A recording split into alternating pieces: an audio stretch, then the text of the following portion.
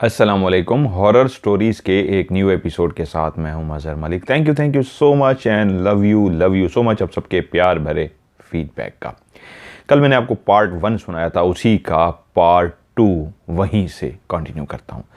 ये कहानी मुझे भेजी है कराची से वानिया ने। कल जहां पे मैंने आपको कहानी सुनाई थी कि उनके वालिद हुमैर, जिनका मुसलसल वास्ता एक ऐसी औरत से पड़ रहा था जिसको वो काली औरत कहते थे, वो उनको अपने घर में कई जगहों पे नजर आ चुकी थी। इंसान जब खौफ में मुब्तला होता है, तो मैं कल भी कहा था, या तो वो फिर आदी हो जाता है, आहिस्ता आहिस्ता उन चीज़ों, उन जिन्नात, उन मखलूक़ात के साथ जीना आहिस्ता आहिस्ता सीख लेता है। पहले दिन जो खौफ का लेवल होता है वो दूसरे दिन कम, तीसरे दिन कम, आहिस्ता आहिस्ता कम होता जाता है। लेकिन कुछ लोग ऐसे होते हैं, पहली ही दफ़ा इतने खौफज़दा हो जाते हैं कि वो वहाँ पे नहीं रह सकते। इस फैमिली ने वहाँ पे रहना ही था, मजबूरी थी, किराए का घर था, इसलिए वो वहाँ पे रहते रहे। कुछ अरसे के बाद फिर एक ऐसा वाकया हुआ जिसने हुमैर को हिला कर रख दिया।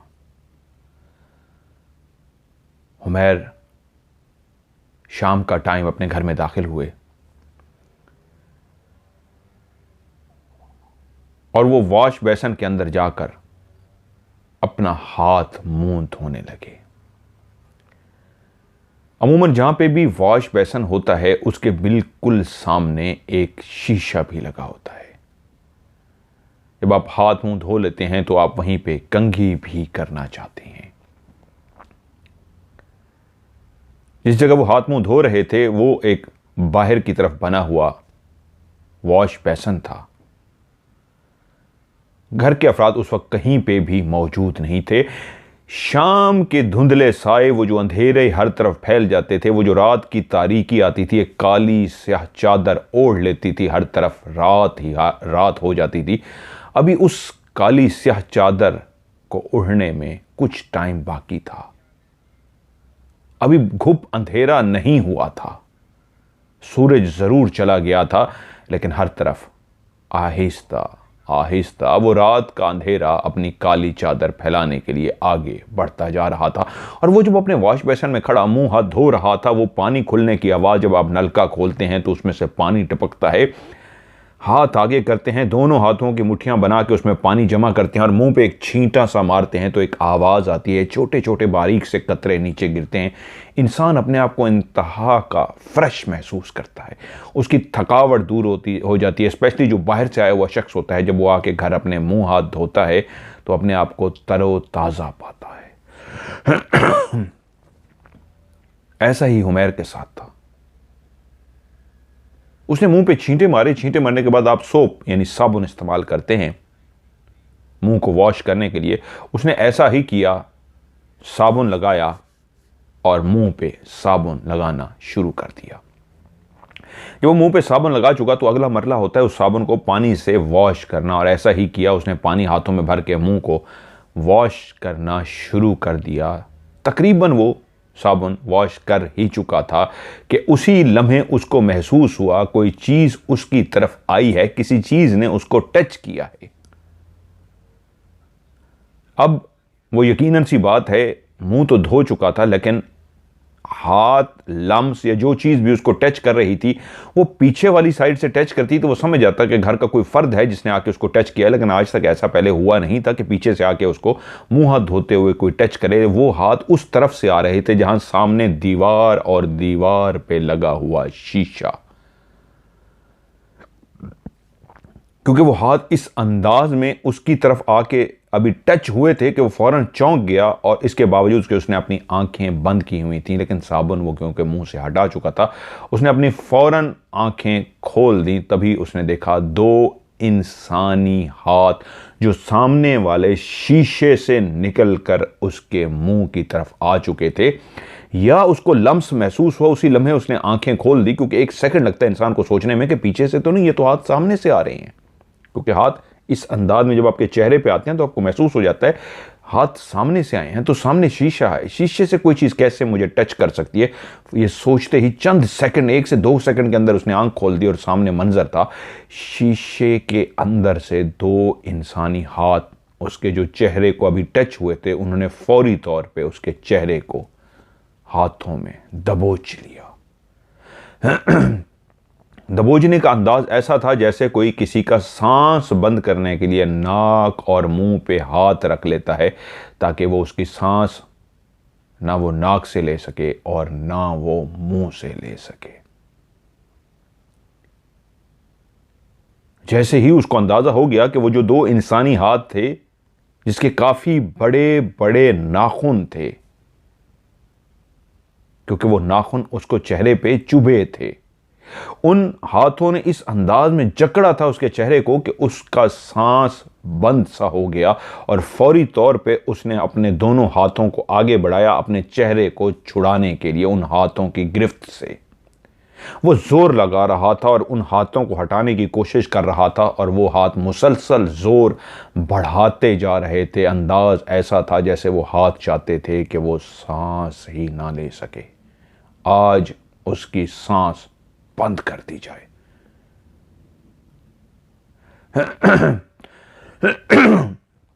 ये कैसा भयानक मंजर था। एक ऐसा भयानक मंजर कि शीशे के अंदर से हाथ, वो शीशा जो छोटा सा एक शीशा दीवार पे लगा हुआ था, कोई बड़े बड़े शीशे भी होते हैं फुल साइज के, एक छोटा सा शीशा था जो दीवार पे लगा हुआ था, उसके अंदर से निकले हुए हाथ थे और उसके चेहरे को, मुंह को जकड़े हुए थे इस अंदाज में कोई सांस ही ना ले सके। और वह जोर लगा कि उन हाथों को छुड़वाता रहा, जोर लगाते लगाते पता नहीं कब वो कामयाब हुआ, कैसे उन हाथों की गिरफ्त ढीली हो गई, कैसे वो छुड़ा पाया और भागता हुआ अंदर की तरफ गया। और जब अंदर वो भागता भागता उस कमरे में पहुंच गया जहां उसकी बीवी मौजूद थी, तो वो जाते ही बिस्तर पर ढह सा गया। बीवी एकदम परेशान होकर खड़ी हो गई, शौहर के साथ क्या हुआ है। और तब उसने शौहर को देखा, उसकी आंखें लाल सुर्ख हो रही थी, ऐसी लाल सुर्ख जैसे इंसान कभी रोता है, बेइंतहा रोता है तो उसकी आंखें लाल सुर्ख हो जाती हैं, ऐसी ही लाल सुर्ख उसकी आंखें थी। हां, आंखों में आंसू भी थे। वो जानती थी उसका शौहर बहुत मजबूत है, बहुत सारी बातों से वाकिफ हो चुकी थी, अब वो इस घर का फर्द थी, उसने इसी घर में ही जिंदगी गुजारनी थी। वो भी अपने शौहर, अपनी सास की तरह कंप्रोमाइज कर चुकी थी कि हाँ, अगर यहां पे कोई चीजें हैं तो मुझे जीना है उसके साथ। सास ने कह दिया था वो एक मखलूक है, रहती है, हमें उससे कोई लेना देना नहीं। शौहर के कई वाकयात सुन चुकी थी, लेकिन आज अपने शौहर की आंखें इतनी लाल सुर्ख, ऐसी रोती हुई आंखें देख के वो ज़रूर परेशान हो गई कि ये तो बहुत बहादुर हैं, कभी रोते नहीं हैं, लेकिन आज उनकी आंखें लाल सुर्ख थीं और उनके मुंह पे नाखून के निशान थे, जैसे कोई चुभोया जाता है नाखून को। उनसे खून तो नहीं निकला था, लेकिन ऐसे लगता था कि चुभे हुए हाथ हैं, नाखून हैं। जल्दी से वो अपने शौहर को संभालने में लग गई और थोड़ी देर तक उनके शौहर संभल से गए। और तब वो अपने शौहर से मुखातिब हुई, क्या हुआ है आपको? वो बोल नहीं पा रहे थे, उनकी आवाज भराई हुई थी, ऐसी भरी हुई आवाज जैसे लगता हो वो बहुत ज्यादा रोए हों। वो तो रोने वाले नहीं थे, बहुत बहादुर इंसान थे, फिर भी वो बीवी थी। पूछी क्या हुआ है? तब शौहर ने बताया कि किसी ने मेरे सांस को बंद करने की कोशिश की है, मुझे मारने की कोशिश की है। और बीवी कर ही क्या सकती थी सिवाय इसके कि वो दम करती और दम करके उन पे पढ़ना शुरू कर देती, पढ़ती और फिर से उनके ऊपर दम करती, पढ़ती और फिर उनके ऊपर दम करती। वो भी एक औरत थी, लेकिन औरत अपने शौहर की ज़िंदगी के लिए अपनी जान तक लड़ा देती। वो भूल गई थी कि मेरे शौहर के साथ क्या हुआ है, उसको सिर्फ एक फिक्र थी, मेरा शौहर बिल्कुल नॉर्मल हो जाए। और वो पढ़ पढ़ के उसके ऊपर फूंके जा रही थी। इसी तरह वो कहती हैं, वक्त गुजरता रहा, वक्त कभी थमता नहीं है, चाहे घर के अंदर जिनात हों, घर के अंदर जो भी मसले मसाइल हों, वक्त चलता है। आपको वक्त को गुजारना होता है और आपके दिमाग में हर वक्त जिनात सवार भी नहीं रह सकते। मैं बहुत सारी फैमिली से मिला हूं, जहां भी जाता हूं लोग मुझसे डिस्कस करते हैं उन घरों में जिन्नात का बसेरा है, लेकिन फिर भी वो लोग आदी हो चुके हैं, उनको रहना है, वो अपने घर को कैसे छोड़ दें। जब कभी कोई वाकयात होते हैं वो पढ़ के दम कर लेते हैं, इग्नोर कर लेते हैं, लेकिन फिर भी वो जीते हैं। फिर एक दिन हुमैर की बीवी वानिया की मां ने भी आखिर अपनी आंखों से एक मंजर को देख लिया, जिसको वो सुनती आ रही थी, वो मंजर उसने भी देख लिया।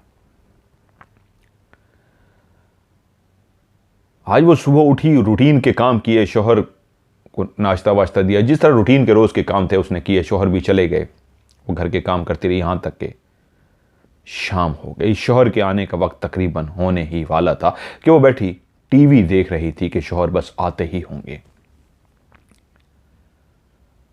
उस कमरे के अंदर टीवी की आवाज थी और वो हाथ में रिमोट पकड़े जो मुख्तलिफ चैनल चेंज कर रही थी, जहां तक कि एक पसंदीदा चैनल उसके सामने आ गया और उसने रिमोट नीचे रख दिया, क्योंकि वो जो स्क्रीन पे चल रहा था उसको देखना चाह रही थी, वो उसकी फेवरेट वीडियो थी।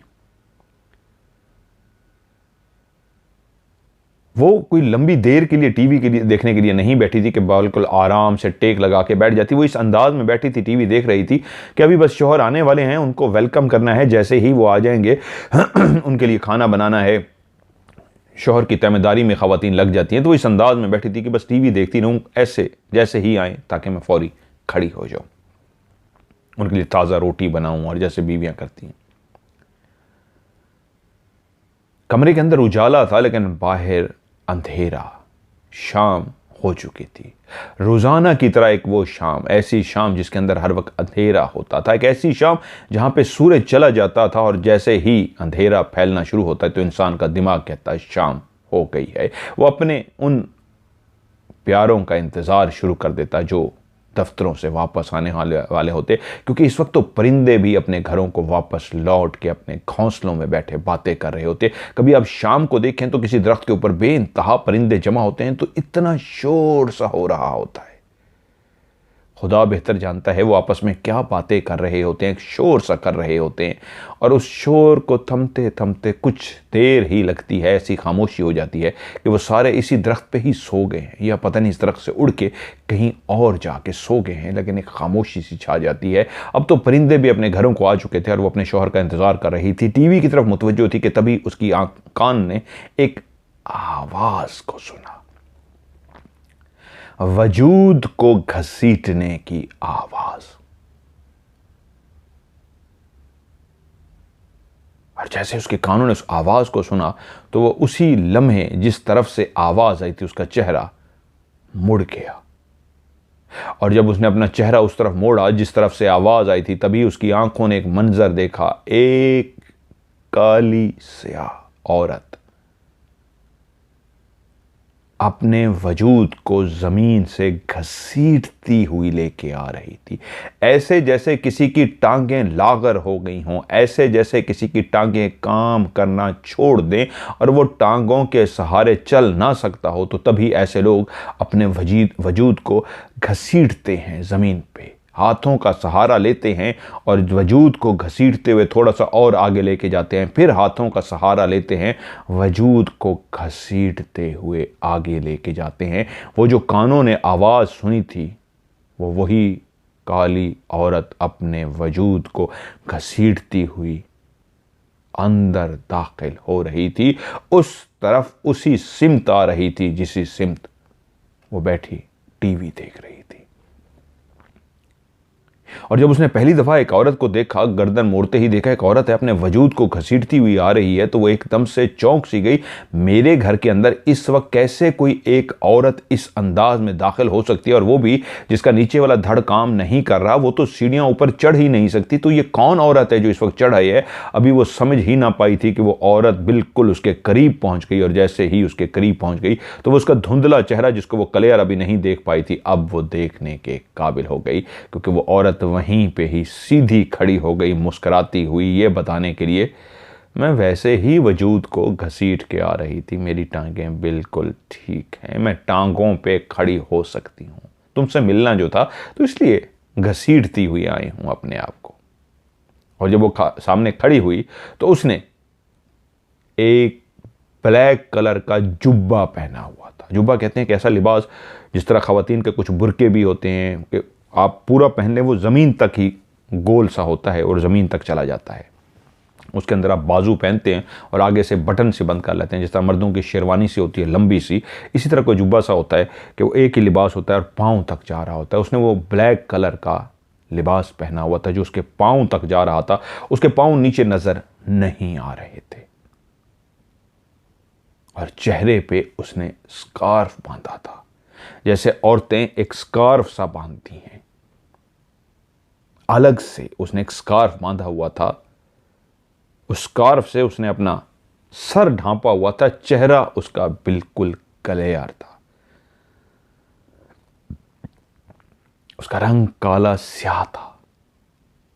उसके हाथ काले स्याह थे और उसकी हाथों की जो उंगलियां, उसके आगे जो नाखून थे, वो किसी भी इंसान के इतने बड़े नाखून नहीं हो सकते जितने बड़े बड़े उसकी उंगलियों के आगे नाखून थे।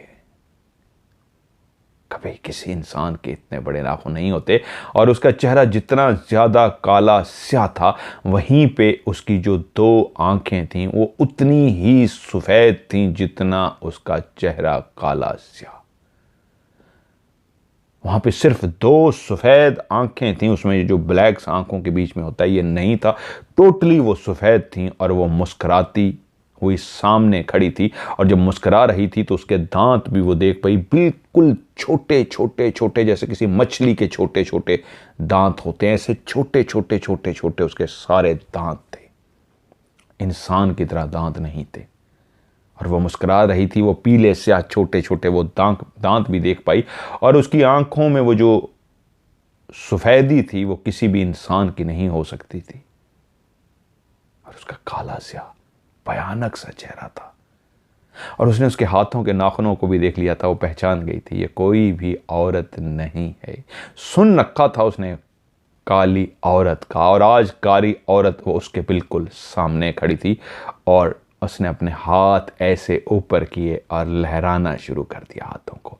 और जब वो हाथों को ऐसे लहरा रही थी तो हाथों में मौजूद उंगलियों के आगे जो नाखून थे बड़े बड़े नजर आ रहे थे, जैसे ये अभी अपने नाखून आगे बढ़ाएगी और उसका गला दबा देगी। उसके हाथ पहले उसने ऊपर किए और हाथों को ऐसे आहिस्ता आहिस्ता लहराना शुरू कर दिया। और अंदाज ऐसे था कि अब वो इन हाथों को आगे की तरफ लाना चाहती है, उसके गले की तरफ। वो जो बिल्कुल मदहोश सी हो गई थी, वो जो बिल्कुल खड़ी खड़ी उस औरत को देख के एक मुजस्सम सी हो गई थी, पत्थर की सी बन गई थी, मुंह से एक आवाज भी ना निकाल पाई थी। उसी लम्हे जब उसने देखा हाथों को, नाखूनों को, वो पूरे चेहरे उसके वजूद को देख चुकी थी, अंदाजा लगा चुकी थी ये कोई इंसान नहीं है, ये वही काली औरत है जो चुड़ैल है, जिन्नात में से कोई फीमेल है। और जब उसने देखा कि उसके हाथ अब उसकी गर्दन की तरफ आ रहे हैं, तभी वो समझ गई कि मैं अपने बचाव के लिए अगर कुछ कर सकती हूँ तो वही कुरान मजीद, वही कलाम पाक है जो मेरी सास मुझ पे पढ़ के दम करती है, जो मैं अपने शौहर पे पढ़ के दम करती हूँ। और उसी लम्हे उसने अपनी आंखें बंद की और ऊंची आवाज में कुरान मजीद की तिलावत शुरू कर दी। जैसे ही उसने कुरान मजीद की तिलावत शुरू कर दी, उसकी आंखें खुद ब खुद बंद हो गई थी और वो ऊंचा कुरान मजीद पढ़े जा रही थी।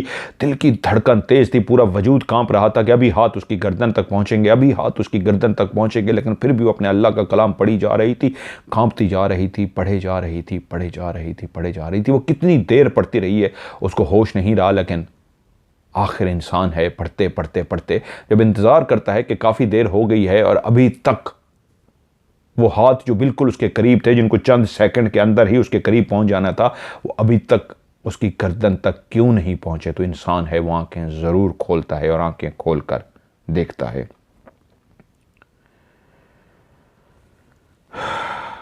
और तभी उसने अपनी आंखों को खोल के देखा तो वो जो अभी कुछ देर पहले उसके सामने खड़ी थी, अब वो वहां से गायब हो चुकी थी। यकीनन वो कुरान मजीद की ही बरकत थी कि जिसके पढ़ते ही वो वहां से चली गई थी। लेकिन उसके मुंह से वो तस्बीह, वो विर्द जारी रहा, उसने रोका नहीं। वो फिर भी पढ़ती रही, पढ़ती रही, पढ़ती रही। और कब आहिस्ता आहिस्ता जैसे बिस्तर पे कोई ढह सा जाता है, बैठ सा जाता है, ऐसे बैठ सी गई। और थोड़ी देर के बाद शौहर भी आ गए। अंदर दाखिल होते ही बीवी के चेहरे को देख के समझ गए कि कुछ हुआ है। फौरन बोले, क्या हुआ? और देखा बीवी इतनी खौफजदा है कि बोलने की कैफियत में नहीं है। भाग के पानी उठा लाए, उनको पानी पिलाया, हौसला दिया, पढ़ के दम करते रहे। जब वो काफ़ी बेहतर हो गई तो पूछा, क्या हुआ? तो तब उन्होंने बताया कि आज मैंने उस काली स्याह खबीस औरत को देख लिया है। आज आई थी वो अपना आप मुझे दिखाने। मैंने सुना था उसके बारे में। आपने भी मुझे लास्ट टाइम कहा था बाहर ना जाना, वो बाहर बैठी है। लेकिन आज वो अंदर आ गई थी, यहां आके खड़ी थी, मेरा गर्दन दबाने लगी थी, मेरा गला दबाने लगी थी। और तभी वो उनको हौसला देना शुरू हो गए कि परेशान मत हो, अल्लाह रहम करेगा, हम और कोई घर ढूंढ लेंगे और शिफ्ट हो जाएंगे। तभी उन्हीं दिनों ही मालिक मकान ने उनसे कह दिया कि प्लीज़ आप कोई और घर देख लें, घर खाली कर दें, मैंने ये वाला घर किसी और फैमिली को देना है। और जब मालिक मकान ने उनसे कह दिया तो वो फिर मुसलसल घर की तलाश में निकल पड़े। जहां जहां वो घर देख सकते थे वहां हर उस जगह पे जाने लगे और घर तलाश करने लगे। काफ़ी तलाश किया लेकिन उनको घर ना मिल सका। मालिक मकान से मुलाकात हुई तो वो बोला, क्या बना?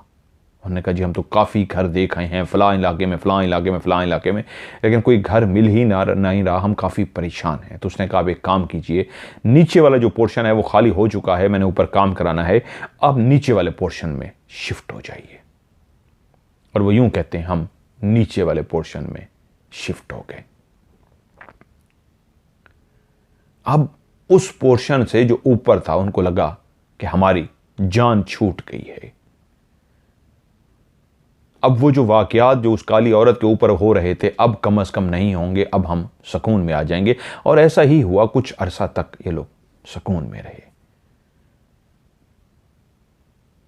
फिर वानिया अब इतनी बड़ी हो चुकी थी, वो कहती हैं वाकयात तो इस तरह होते रहे छोटे मोटे कि एक दिन मैं और मेरी अम्मी वज़ू कर रहे थे। मेरे ख्याल में सहरी का टाइम था, उन्होंने लिखा है, जो माह रमज़ान में सहरी के बाद, माह रमज़ान का महीना था और सहरी करते। अब हम सेकंड वाले थर्ड की बजाय नीचे आ गए थे। पापा ने वज़ू किया, सहरी वो कर चुके थे। सबसे पहले पापा सहरी करते थे, सहरी करके उन्होंने वज़ू किया और उसके बाद वो मस्जिद नमाज पढ़ने के लिए चले गए। हम दोनों माँ बेटी ने बर्तन जो थे वो समेटे और उसके बाद वज़ू करने के लिए हम दोनों इकट्ठे ही वज़ू कर रहे थे। क्योंकि पापा बाहर जा चुके थे और हम दरवाज़ा बंद करके आए थे, क्योंकि वहाँ पे ऐसा सिस्टम था कि जब कोई रात के टाइम, माह रमज़ान में अब भी होता है, सहरी के टाइम क्योंकि रात होती है उस वक्त अंधेरा होता है, अभी रोशनी नहीं फैली होती, तो कोई भी घर का फ़र्द बाहर जाए तो दरवाज़ा अंदर से बंद कर दिया जाता है। जो वो नमाज़ पढ़ के वापस आता है फिर वो दरवाज़ा नॉक करता है या बेल बजाता है। तो वालिद ने भी जब वज़ू कर लिया तो कहा दरवाज़ा बंद कर लो।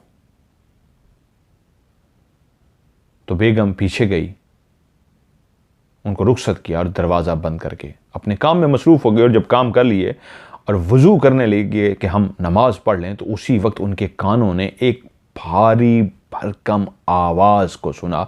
बिल्कुल उनके कोई पीछे आके खड़ा और उसने आके इंतहाई ऊंची आवाज़ में कहा, ये क्या हो रहा है? गले यार एक जुमला था, ये क्या हो रहा है? वो दोनों एकदम से चौंक गई कि ये पीछे पापा कैसे वापस आ गए, वो तो दरवाज़ा बंद है, वो तो उनको मामा छोड़ के आई हैं और माँ भी जानती थी कि मैं अपने शोहर को अभी छोड़ के आई हूं, दरवाज़ा बंद है, वो तो पीछे आ नहीं सकते, घर में मैं और मेरी बेटी हैं। तो ये पीछे कौन आके बोला है? वो एकदम से मुड़ी, पीछे देखा तो पीछे कोई भी नहीं था, लेकिन उस आवाज़ को क्लियर सुन चुकी थी जो बोला गया था, ये क्या हो रहा है? तो उन्होंने एकदम अपनी बेटी की तरफ देखा, जैसे आंखों में सवाल कर रही हूं कि तुमने भी ये आवाज़ सुनी है या मैंने सुनी है? क्योंकि अब तो कुछ अरसे से खामोशी थी, अब तो कुछ अरसे से कुछ भी नहीं हो रहा था। वो मुतमईन से हो गए थे कि बेटी ने कहा मामा मैंने आवाज़ सुनी है, किसी ने कहा है, ये क्या हो रहा है। तो वो समझ गई कि ये वहम नहीं है, इसी आवाज़ को मैंने सुना था और वही बेटी जुमले दोहरा रही है जो उसने अभी सुने हैं। इसका मतलब है पीछे कोई था, ये वहम नहीं है। और बेटी बता रही थी एक भारी भरकम आवाज़ थी और पीछे बिल्कुल आके कोई बोला है, ये क्या हो रहा है। उसने बेटी को सीने से लगाया, इर्द गिर्द देखती रही, वहां पे कुछ नहीं था। वो तो खुश थी कि शायद उस पोर्शन को छोड़ने के बाद काफ़ी अरसा हो गया था, ज़िंदगी में बेसुकूनी नहीं रही थी।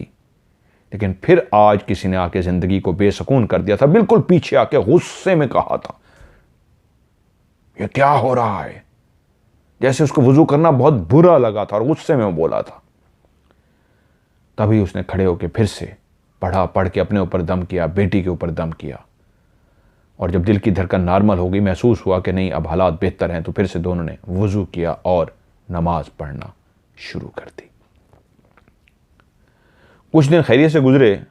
ये वो वाकया अपने शौहर के साथ भी डिस्कस ना कर चुकी, क्योंकि शौहर भी मुतमईन से हो गए थे। वो अब काली औरत को नहीं देखते थे। घर जब से ऊपर वाला छोड़ा था काफ़ी हर्सा हो गया था, सब कुछ स्मूथ जा रहा था, कुछ भी खौफनाक नहीं हुआ था।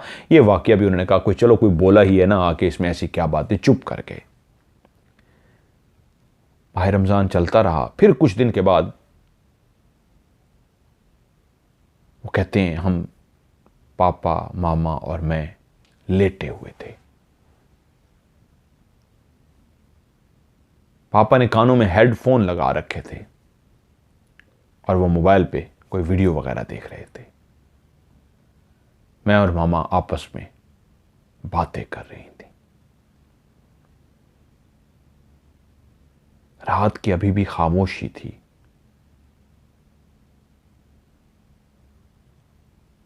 एक ऐसी खामोशी जिस तरह मैं कुछ सेकंड्स के लिए खामोश हो जाता हूं तो आपकी आवाज कानों तक नहीं पहुंचती, आपके कानों में भी एक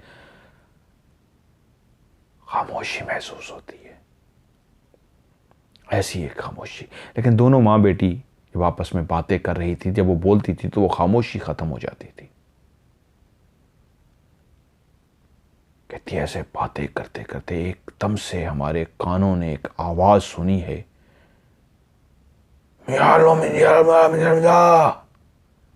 एक ऐसी गुस्से भरी आवाज, लहजा ऐसा था जैसे कोई शदीद गुस्से में हो, लेकिन लफ्ज क्या अदा किए गए थे वो नहीं समझ आई थी, ना बेटी को ना मां को। और वो दोनों एक दूसरे की तरफ देख के चौंकी कि ये क्या आवाज आई है। एक अजीब व गरीब जुमला बोला गया था गुस्से में, कलेर आवाज, गुस्से से भरी आवाज। वो एक दूसरे की तरफ देख के चौंकी कि ये क्या आवाज है, अजीब व गरीब कहा गया। बेटी से उसने पूछा तुमने सुना है? उसने कहा हाँ, क्या आवाज है? उसने कहा ऐसे अजीब व गरीब सी। तभी उनके पापा बोले, उन्होंने कानों से हैंड फ्री निकाला और कहा ये आवाज सुनी है तुम लोगों ने? तो वो दोनों जो अभी एक दूसरे को देख रही थी और चौंक रही थी, उनकी तरफ मुतवज्जो हुई, जो कानों से हेडफोन निकाल के बोले थे कि तुम लोगों ने आवाज सुनी है। तो वो हैरान थी कि जिन्होंने कानों में हेडफोन लगाए हुए थे उनको तो आवाज नहीं जानी थी। इसका मतलब है वो क्लियर आवाज उन्होंने भी सुन ली। उन्होंने पूछा हाँ हमने सुनी, आपने भी सुन ली? उन्होंने कहा हाँ मैंने भी सुनी है। कैसी आवाज थी उनसे पूछा तो वो बोले ऐसे अजीब सा कहा गया है जैसे कोई गुस्से में धाड़ता है, लेकिन लफ्ज समझ नहीं आए। तो वो बोली, वो दोनों माँ बेटी बोली हाँ हमने भी सुनी है, क्लियर सुना है। और आपको बताया नहीं, कुछ दिन पहले जब आप नमाज पढ़ने चले गए थे और हम वुजू करने लगी थी तो पीछे से आके भी कोई बोला था गुस्से में कि ये क्या हो रहा है। और एकदम से वो भी एक ऐसी खामोशी में और ऐसी सोच में चले गए कि वो जो सब कुछ रुक चुका था लगता है फिर से शुरू हो गया है। वो कहते हैं मैं और मेरा भाई, फिर जिंदगी में उनका छोटा भाई भी आ गया। वाकयात इस तरह होते रहे। एक दादी का कमरा था, हमारा कमरा था, एक और भी साथ वाला कमरा था जहां पे हमारी एक बाजी थी। हम उनसे कुरान मजीद का सिपारा पढ़ते थे, मैं और मेरा भाई। ये जितने भी जिन्नात के वाक़यात होते हैं, पै दर पे पै भी होते हैं, यानी कि ये भी होता है, मुसलसल भी होते रहते हैं और उनमें बहुत ज़्यादा गैप भी होता है, बड़े बड़े लंबे गैप भी होते हैं। लेकिन जब भी कोई वाक़या होता है इंसान को याद रह जाता है। मैंने कहा ना, जब इंसान रहना शुरू कर देता है तो वो आदी सा हो जाता है, तो वो रोज़ाना वहाँ पर वाक़यात जो होते हैं फिर उनकी नज़रों में छोटे छोटे वाक़यात हो जाते हैं। लेकिन इस तरह के वाक़यातों को, कोई गुजरा है, कोई गया, कोई बैठा, ये एक आम सी बात हो जाती है। वो कहती हैं, जिस कमरे में हम बैठते, दोनों बहन भाई कुरान पढ़ते थे, बाजी हमें सुपारा पढ़ाती थी, तो वहाँ पे पहले तो हमें महसूस नहीं हुआ, लेकिन आहिस्ता आहिस्ता हमें ऐसा महसूस होना शुरू हो गया कि उस कमरे में जब हम बैठते हैं तो बहुत ज़्यादा बदबू आती है। हम वैसे फिरते थे, आते थे, जाते थे, खेलते थे, कुछ नहीं होता था। जब भी हम सिपारा पढ़ने जाते थे तो उस वक्त बदबू सी आती है, ऐसी गंदी बदबू जैसे पेशाब की बू आती है। ऐसा ही हम एक दिन, पहले दिन पढ़ रहे थे, हम पढ़ के आते थे तो घर आके हम फिर से सिपारा पढ़ते थे। मैं और मेरा भाई बैठे पढ़ रहे थे तो मुझे एकदम से बू सी आनी शुरू हो गई कमरे में से, जैसे कोई शदीद गंदी बू होती है, जैसे किसने कमरे में पेशाब किया हो और पेशाब की स्मेल सी फैल जाती है। इतनी बुरी स्मेल के वहां पे बैठना हम दोनों के लिए बर्दाश्त से बाहर हो गया, तो हम उठ के बाहर चले गए। बाजू का इंसान के जहन में आता है किसी बिल्ली ने ना कोई कुछ कर दिया हो, या ऐसे जहन में आता है। तो कहते हैं 2-3 दिन तो ऐसे हम बर्दाश्त करते रहे, लेकिन तीसरा दिन भी जब लगा कि उससे पहले हम सुबह जाते थे तो बिल्कुल ठीक होता था उस कमरे में, शाम के टाइम या किसी वक्त भी जाते थे नहीं होता था। कह रही है, मैं नोट करना शुरू हो गई कि जब हम सिपारा पढ़ने के लिए उस कमरे में बैठते थे तो उस वक्त स्पेशली बदबू आती थी, क्योंकि सिपारा पढ़ के जब पहली दफा हमने सिपारा पढ़ा और बाहर चले गए और शाम को कमरे में आए तो बू खत्म हो चुकी थी।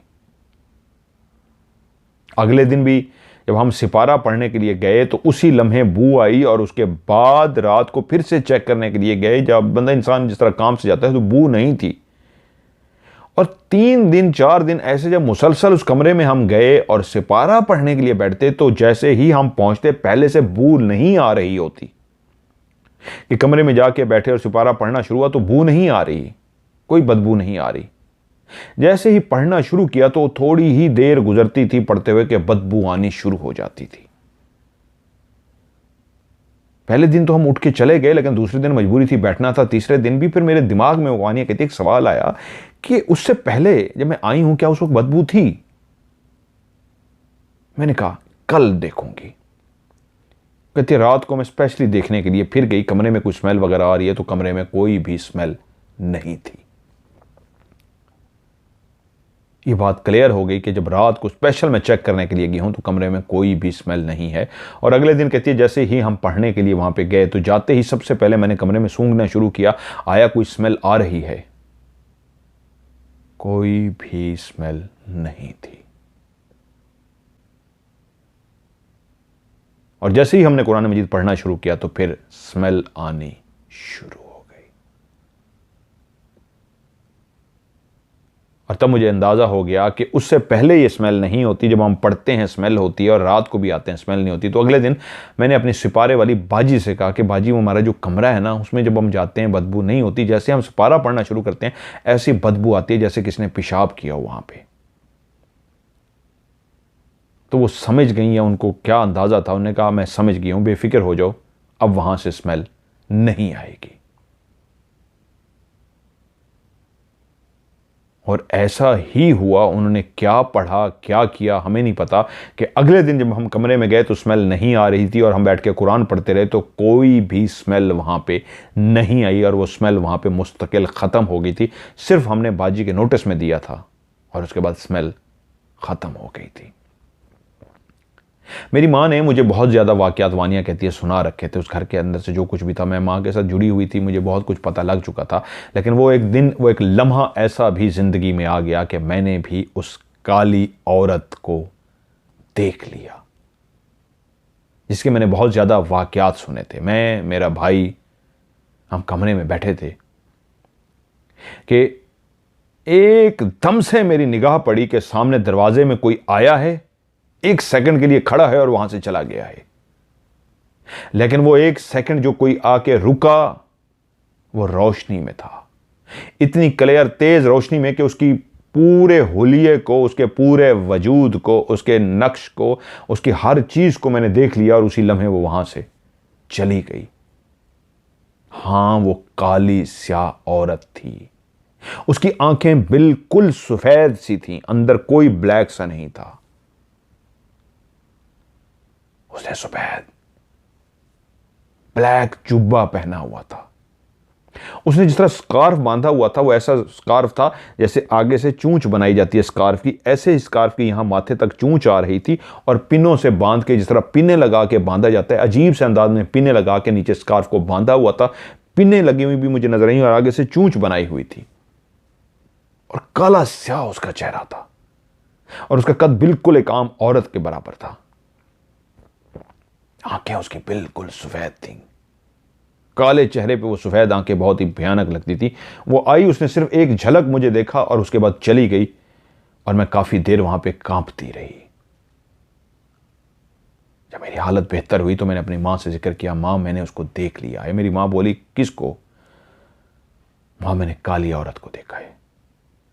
मां ने अभी तक उसको काली औरत का नक्शा नहीं बताया था कि बेटी कहीं डर ना जाए। मां ने यह जरूर बताया था कि तुम्हारे बाप ने काली औरत को देखा, मैंने देखा, सारा कुछ, लेकिन नक्शा कैसा था यह नहीं बताया था बेटी को। और तब बोली, मां मैं आज आपको बताऊं उसका नक्शा कैसे है? मां बोली, हां बताओ। तो वो बोलना शुरू हुई, ऐसे एक लंबा सा ब्लैक जुब्बा पहना होता है। मां बोली, हां। ऐसे स्कार्फ किया हुआ था जिसके आगे से चूंच बनी हुई थी, पिने लगाई जाती, अजीब से अंदाज में बांधा हुआ था। मां बोली, हां।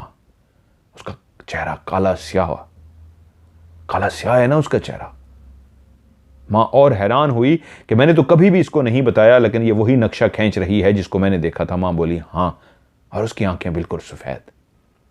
मां को पूरा यकीन हो गया कि बेटी ने उसी वजूद को ही देख लिया है जिस काली औरत को मैंने देखा था। और मैं खुश थी कि इतना अरसा वो काली औरत नजर नहीं आई, वो तो फिर से नजर आ गई। और बेटी ने बताया, मां उसके हाथ ऐसे सीधे ही थे, लेकिन मैंने हाथों के बड़े हुए बड़े बड़े नाखून भी देख लिए थे। और तब मां ने उसको कहा, बेटा हां ये वही काली औरत है, मैंने तुम्हें कभी उसका नक्शा नहीं बताया था, लेकिन तुमने जो देख के अभी मुझे बताया है, ये सारा नक्शा उसी काली औरत का है। बस आइंदा कभी भी उसको देखो, क्योंकि इतना अरसा हो गया तो वास्ता तो नहीं पड़ा था, और तो छोटे मोटे वाकयात होते थे, लेकिन इस तरह आई है और देख के चली गई। आइंदा कभी भी नजर आए तो फौरी तौर पे कुरान मजीद की ये वाली सूरत पढ़ना शुरू कर देना। वो कहती है, मैंने बहुत सारे वाकयात सुन रखे थे, छोटे मोटे वाकयात देख रखे थे, लेकिन जब मैंने उसकी झलक देख ली थी, अब मुझे पता लगा था कि जो मैंने नाम सुना था काली औरत, वो काली औरत नहीं थी, वो तो खौफनाक भयानक औरत थी। मेरे अंदर पहले उसका इतना खौफ नहीं था, वाकयात सुने थे उसकी, मैं तो कहती थी कभी मैं भी देख लूंगी, मेरे दिल में था कि कभी मेरा भी सामना होगा, वो इतनी भयानक होगी, वो इतनी खौफनाक होगी। कहती है, मैंने ये कभी नहीं सोचा था जिसको मेरे सामने आई, तब मैंने देखा कि वो कितनी खौफनाक और भयानक है। और मेरे कज़न कुछ अरसे बाद में घर आए हुए थे, हम लोग आपस में बैठे बातें कर रहे थे, तो किसी बात पे ऐसे कज़न के साथ जिस तरह नाराज़गी सी हो जाती है, मेरी नाराज़गी सी हुई, तो मैंने कहा अच्छा ठीक है, मैं उठ के जा रही हूँ। और मैं उठ के बाहर की तरफ गई हूँ तो पीछे से पहली दफ़ा किसी ने मेरा नाम इंतहाई प्यार के साथ पुकारा है, वानिया, वानिया। इतने प्यार से उस मेरे नाम को पुकारा गया था कि कहती है मेरा वजूद ऐसे कांपना शुरू हो गया। मैं जानती थी ये आवाज़ किसी कज़न की नहीं है, ये आवाज़ किसी भी फैमिली मेंबर की नहीं है, आवाज़ जिस कमरे से, जिस जगह से मुझे पुकारा गया है और जितने प्यार से मेरे नाम को पुकारा गया था, वानिया, वानिया, तो मैं समझ गई ये वही है जिसका वजूद को मैं देख चुकी हूँ, वो काली स्याह भयानक खौफनाक औरत। कहती है जब तक मैंने उसको देखा नहीं था मैं कभी इतनी डरी नहीं थी, न डरती नहीं थी, लेकिन आज जब सिर्फ मेरा नाम पुकारा गया तो मेरा जिस्म थर थर कांपना शुरू हो गया, क्योंकि अब मैं जान चुकी थी वो कितनी भयानक औरत है। और मैं भागती हुई वापस कज़न के पास चली गई। मैंने कहा हाँ कौन पुकारा था? तो कह रहे हैं हम में से तो किसने तुम्हें नहीं पुकारा। मुझे भी पता था उनमें से किसी ने नहीं पुकारा, लेकिन फिर भी अपने आप को तसल्ली देने के लिए उनके पास में पहुंची थी। और उस दिन मैं बहुत डर गई और तब मैंने माँ को बताया कि माँ, जब से मैंने उसको देखा है अब मुझे पता लगा है वो कितनी खौफनाक है।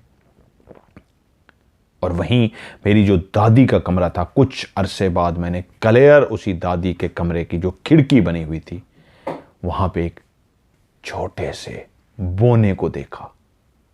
बिल्कुल वो एक इंसान की तरह था। उसका कद तकरीबन मैक्सिमम 2 फुट का भी नहीं होगा, 2 फुट कह रहा हूं, 1 फुट का भी नहीं होगा।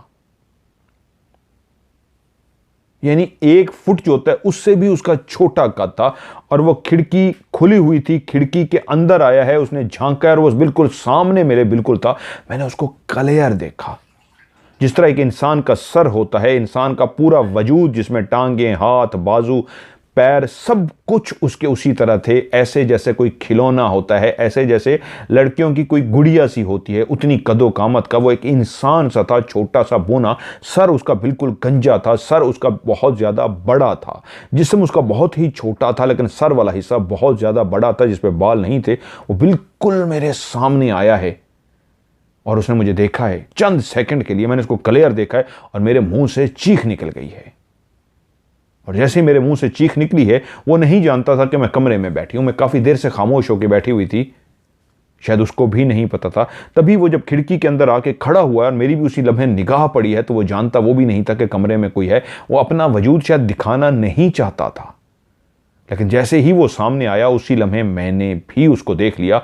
तो उसने जल्दी से छुपने की कोशिश की, लेकिन इतनी देर में मैं उसको देख चुकी थी और मेरे मुंह से चीख निकल गई।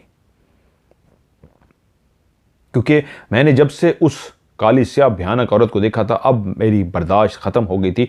अब मैं बहुत ज्यादा डर जाती थी। तो उस बोने को देखते भी मैं बहुत ज्यादा डर गई थी। और हमारे घर के जो नीचे वाले लोग थे, उन्होंने भी हमें बताया था कि ये जो आपका ऊपर वाला पोर्शन है जहां पे आप लोग रहते हैं, जब आपका कमरा खाली होता है तो वहां पे हमने एक छोटे से बोने को रहते हुए देखा है। वहां पे एक छोटा सा बोना रहता है। और उन्होंने भी जो बोने का नक्शा खींचा था, बिल्कुल वैसा ही नक्शा था जैसे मैंने उस बोने को देखा था, जिसका सर बड़ा था, जिसका कद बिल्कुल छोटा सा था, 1 फुट से भी छोटा था। और वो कहते हैं अक्सर हम उस बोने को यहां पे देखते हैं। अब फिर से एक परेशानी शुरू हो गई थी। ऊपर वाला तो पोर्शन छोड़ दिया था, वो काली स्याह भयानक खौफनाक औरत नहीं नजर आती थी, लेकिन एक दफा मुझे उसकी झलक नजर आ गई थी। बोना नजर आ गया, मेरे नाम को पुकारा गया। वाकयात क्योंकि हो रहे थे, अब फिर से खौफ पैदा हो गया था। मेरे माँ और बाप तो काफ़ी बहादुर हो गए थे, लेकिन अब वो परेशान थे कि अब बच्ची के साथ इस तरह मसला हो रहा है, ये नहीं हो जाना चाहिए। और उसके लिए वो काफ़ी कोशिशों में थे कि हम बड़े थे, बर्दाश्त करके चलो ठीक है, अब वानिया के साथ जो मामलात हो रहे हैं ये नहीं होने चाहिए। और इसी वो कोशिश में लगे हुए थे कोई इसका हल निकाल सकें। कि वहीं पे मेरे साथ एक ऐसा वाकया हुआ कि मैं बिल्कुल लरस कर रह गई। वो कहती हैं कि एक दिन मैं बाथरूम की तरफ जाने के लिए उठी हूं, ये रात का टाइम था, मैं गहरी नींद में थी। और जब इंसान को वॉशरूम की जरूरत होती है तो मैं उठ के बैठी अपने बिस्तर पे, और फौरन नहीं गई, कुछ देर के लिए मैं उठकर बैठ गई। उसके बाद मैं बिस्तर से खड़ी हुई और चलती हुई वॉशरूम की तरफ गई। और मैंने जैसे ही वॉशरूम के दरवाजे को खोला है तो सामने एक काली स्याह औरत खड़ी थी। ये वैसी बिल्कुल नहीं थी जिसको मैं एक झलक देख चुकी थी। ये वैसी काली स्याह भयानक औरत नहीं थी जिसको मेरे डैड ने, मेरी मॉम ने देखा था। ये बिल्कुल ही और तरह की थी। ये तो ऐसी एक बूढ़ी औरत थी जिसका चेहरा झुर्रियों से भरा हुआ था। उसकी जिल्द लटकी हुई थी, बकायदा इतनी झुर्रियां थी, इतनी बूढ़ी हो चुकी थी, उसकी जिल्द लटकी हुई थी। और ये जो उसके थोड़ी वाला जो हिस्सा है, ये चूंच सी बनी हुई थी। और उसने भी एक काला, जिस तरह कोई अबाया लेता है, ऐसे पीछे की तरफ लिया हुआ था। आगे उसने ब्लैक ही वो कमीज थी, वो क्या था मुझे इतना याद नहीं है, कि लंबा सा ब्लैक सा ही पहना हुआ था। और पीछे, और वो सीधी नहीं खड़ी हुई थी, उसकी कमर निकली हुई थी, कुब निकला हुआ था, वो ऐसे टेढ़ी सी थी। और उसके बाल बिल्कुल सफ़ेद, ऐसे सफ़ेद जैसे पता नहीं कब से वो नहाई नहीं है, मट्टी से भरे हुए और उलझे हुए सफ़ेद बाल थे और खुले हुए थे और साइडों पे गिरे हुए थे। उन बालों की वजह से वो और खौफनाक भयानक लग रही थी। लेकिन वो सामने खड़ी थी और मैंने जैसे ही दरवाज़ा खोला था तो उस भयानक बुढ़िया को, जो खौफनाक सी थी, काला स्याह जिसका रंग था, जिसकी उम्र लगती थी कि पता नहीं 100 साल से भी ज़्यादा उसका चेहरा बूढ़ा था, कि चेहरा लटक रहा था, काला स्याह चेहरा लटक रहा था। लेकिन जहाँ पे उसकी आंखें थीं वो इंसानों की तरह ही आंखें थीं, लेकिन बहुत बड़ी आंखें थीं।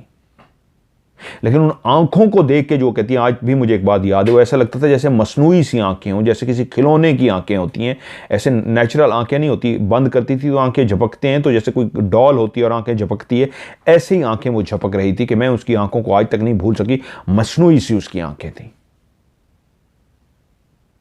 और मैंने उसको एक झलक देखा, दरवाज़ा खोला और याद दरवाज़ा खोलते मेरी निगाह सामने पड़ी तो वो सामने खड़ी थी, कुब किए हुए, ऐसे झुकी हुई, बूढ़ी सी, और मेरे तरफ ही देख रही थी। या मैंने देखा और मैंने चीखें मारनी शुरू कर दी और ज़ोर ज़ोर से मैं चीखें मारती जा रही थी कि मेरे घर वाले जाग गए। कब वो गायब हुई, कहाँ गई, मुझे नहीं पता, क्योंकि घर वाले सारे जाग गए थे और मुझे उन्होंने पकड़ लिया। मैं अभी तक चीखें मार रही थी। काफ़ी देर के बाद जब मैं नॉर्मल हुई तो सारे घर वाले मुझसे पूछ रहे थे क्या हुआ। मैं बहुत खौफजदा थी, मेरे अंदर बिल्कुल हिम्मत नहीं थी मैं बता सकूं। मैं बड़ी हो चुकी थी, मेरे अंदर बर्दाश्त भी आ गई थी, लेकिन वो इतनी भयानक थी, वो इतनी भयानक थी कि मैं उसको देख के इतना डर गई थी, जिसकी आंखें इतनी बड़ी बड़ी थी कि मैं आज भी याद करती हूँ, आंखें बंद करती हूँ तो उसकी आंखें मेरी दिमाग में आ जाती है। बहुत बड़ी बड़ी आंखें, यानी एक इंसान की जो आंख होती है अगर उसको डबल कर दिया जाए साइज में, तो इस तरह की आंख जो डबल हो इंसानी आंख से। और वो जब आंखें बंद करती थी तो ऐसा लगता था जैसे कोई मसनूई उसकी आंख हो और गुड़िया की तरह आंख हो उसकी पलकें। और जब मैं काफ़ी देर तक नॉर्मल हो गई और घर वालों को बताने के काबिल हुई तो मुझसे उन्होंने पूछा क्या हुआ है। तो फिर मैंने उनको बताया कि मैं वॉशरूम के लिए उठी हूँ और मैंने क्लियर एक औरत को देखा है, मैं नींद में नहीं थी, वो सामने खड़ी थी और मैंने पूरा उसका हुलिया बताया। मेरे माँ बाप पहले ही काफ़ी परेशान थे और उन्होंने जब महसूस कर लिया कि वानिया को बुलाया गया उसके नाम से और उसके बाद वो चीज़ें देख रही है, बोना देख रही है, वो आके काली औरत उसको देख गई, आज उसको ये एक बुढ़िया सी खौफनाक सी औरत नज़र आ रही है, तो अब बेहतर है कुछ हमें हल करना है, नहीं तो काम ख़राब हो जाएगा। उस वक्त तो उन्होंने पानी दम किया, मुझे पिलाया, मेरे ऊपर पढ़ा, सारा कुछ किया, मुझे नॉर्मल कर दिया, लेकिन अब वो टेंशन में आ चुके थे, हमें इसका कोई ना कोई हल करना चाहिए। उसके बाद उन्होंने बाकायदा तौर पे जहाँ जहाँ मुझे लेके जा सकते थे वहाँ पे जाके मुझे दम करवाया, मुझे पानी दिलवाया, मुझे ऊपर पढ़ते रहे और उसके बाद हमने फैसला किया कि हमें चाहे कुछ भी हो जाए इस घर को छोड़ना है, इस घर में नहीं रहना। जब से मैं पानी दम करा के पी रही थी, मेरे ऊपर माँ बाप रोज़ाना दम कर देते थे, दायरा कड़ा कर देते थे, मैं खुद भी पढ़ लेती थी, वो भी पढ़ पढ़ के फूंकते थे, तो मेरे साथ कुछ नहीं हो रहा था, सब चीज़ नॉर्मल थी, सब चीज़ ठीक था। लेकिन उसके बाद फिर भी मेरे माँ बाप ने कहा नहीं, हमें उस घर को छोड़ना है, हम उस घर में रहना ही नहीं है। और फिर उसके बाद हमने उस घर को छोड़ दिया और अपने घर में शिफ्ट हो गए। लेकिन उसके बावजूद काफ़ी अरसा तक मेरे ऊपर वो पढ़ते रहे, दम करते रहे, घर के अंदर भी पानी छिड़कते रहे दम करके, सारा मैं खुद भी पढ़ती रही, दम करती रही, कुछ भी नहीं हो रहा था उसके बावजूद भी करते रहे। और जब काफ़ी टाइम तक कोई भी मामला नहीं हुआ तो उसके बाद सब रिलैक्स हो गए। लेकिन आज कुछ भी मेरे साथ नहीं है, लेकिन वो तमाम वाक़यात जो ज़िंदगी में सुने, मेरे साथ हुए, मेरी माँ बाप ने के साथ हुए, आज भी मुझे बहुत अच्छी तरीके याद हैं। वो काली स्याह खौफनाक भयानक औरत और वो बुढ़िया जिसकी आंखें इंसानी आंख से डबल बड़ी थीं, वो दोनों मुझे याद हैं। वो मेरे नाम से, वो मेरा प्यार से नाम पुकारा जाना वानिया, वो भी मुझे अच्छी तरीके याद है। मैं जब भी उनको याद करती हूँ अच्छी खासी खौफजदा हो जाती हूँ। लेकिन उसके बाद मेरी ज़िंदगी में कुछ भी नहीं हुआ।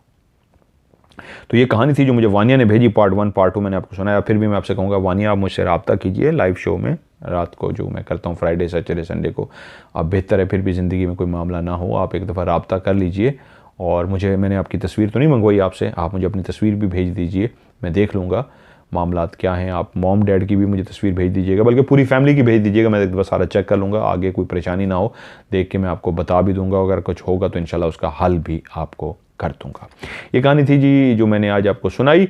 तो आप लोग भी मुझे अपनी कहानियाँ भेज सकते हैं और आपकी कहानी प्रोग्राम में उस सूरत में ही शामिल होगी अगर आप कहानी के एंड में आप कहानी वॉइस मैसेज भी रिकॉर्ड करके भेज सकते हैं, लिख के भी भेज सकते हैं, लेकिन एंड में लाजमी आप लोगों ने लिखना होगा इंग्लिश में स्टोरी, STORY, उर्दू में कहानी भी लिख सकते हैं। अगर स्टोरी या कहानी लिखना आप भूल जाएंगे तो फिर आपकी कहानी प्रोग्राम में शामिल नहीं होगी। क्योंकि व्हाट्सएप पे आप मुझे वॉइस मैसेज भी रिकॉर्ड कर सकते हैं, लिख के भी भेज सकते हैं, लेकिन होता यही है बहुत ज़्यादा मैसेज होते हैं, तो जब आप कहानी लिखना भूल जाते हैं, स्टोरी लिखना भूल जाते हैं, तो फिर मैं उसको नंबर दे के सेव ही नहीं कर सकता और आपका नंबर ही नहीं आता।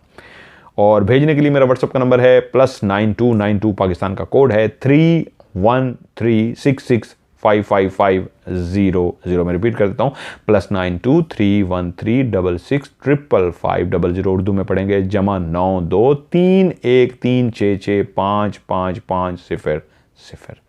इस पर आप मुझे अपनी कहानी को सेंड कीजिए, इंशाल्लाह आपकी कहानी हॉरर स्टोरी का हिस्सा बन जाएगी। आज की हॉरर स्टोरी से मदर मलिक को दीजिए इजाज़त। अपना ढेर सारा ख्याल रखिएगा। खुदा हाफिज़।